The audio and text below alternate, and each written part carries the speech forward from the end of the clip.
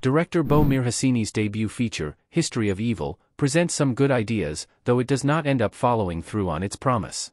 The horror movie opens up with a text explanation that lays the setting for its dystopian world. History of Evil takes place in the year 2045, with the United States of America having become the North American Federation, a fascist, totalitarian state following a series of wars. The reality is devastating, with sanctioned militia groups free to roam the country in search of those who oppose the totalitarian regime. The film follows Ron, Paul Wesley, his daughter Daria, Mephi Bloom, and wife Allegra, Jackie Cruz, a member of the Resistance, the group who fights against the North American Federation's rule, who was imprisoned for writing the Rebels' Manifesto. The setup for the story consists of Allegra escaping from prison after years, with the character getting reunited with her husband and daughter. The trio, alongside guardian Trudy, Rhonda Johnson Dents, finds refuge in a farmhouse deemed safe because people are scared of it. There, they have to spend a few days until the Resistance can safely extract them. History of Evil's dystopian and horror genres battle each other. Paul Wesley and Jackie Cruz in History of Evil. History of Evil is ambitious with its premise. The movie starts with an interesting journey by setting up what America has become and what role Jackie's character plays in the resistance to topple the authoritarian regime in charge. The film's political scenario is intriguing, as it feels both way too far out there and extremely real, especially in light of recent events that have unfolded in the United States, at the same time. That concept is not common for a horror movie, and serves to sprinkle a couple of shocking moments throughout the film. At the start of the film, Wesley's Ron and his family are stopped at a checkpoint, with officers searching for Cruz's Allegra.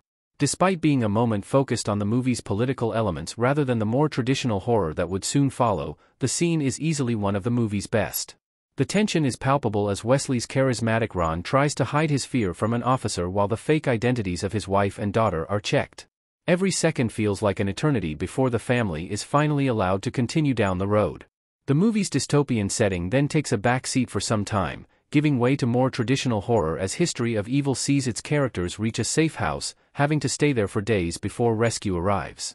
While there are a few jump scares during the family's stay in the farmhouse, the film is more geared towards evoking a feeling of uneasiness than truly frightening us. The two genres are never fully explored, and the mixing of both results in History of Evil never being as scary or thought-provoking as it could have been. Paul Wesley's Ron delivers as a compelling lead character. The rest of History of Evil's cast is underused. Wesley has made a name for himself as Stefan Salvatore in The Vampire Diaries and as the iconic Captain Kirk in Star Trek: Strange New Worlds. The actor brings his usual charm to History of Evil, making Ron a well-rounded character who wants to protect his family. It is interesting to see how Ron is able to escape nerve-wracking situations thanks to his charismatic nature, with Wesley making the character a compelling lead to follow, even though he is not the true hero in his family. That role is reserved for Ron's revolutionary wife, Allegra. Cruz has a few moments to shine throughout the movie, however, Allegra is never given the same care as Ron. The character, and almost every other in the film, gets very little to do. History of Evil's failure to balance its cast ends up restricting the film from going in more exciting and personal directions than it does. Allegra's relationship with her 6-year-old daughter, who basically has no memory of her due to the activist's years away in prison, results in a couple of emotional scenes, and the movie's major jump scare, but is not given enough focus. The horror film could have worked better on the relationship between Ron and Allegra before leading up to the film's surprising finale, which spotlights the dark spirits in the house.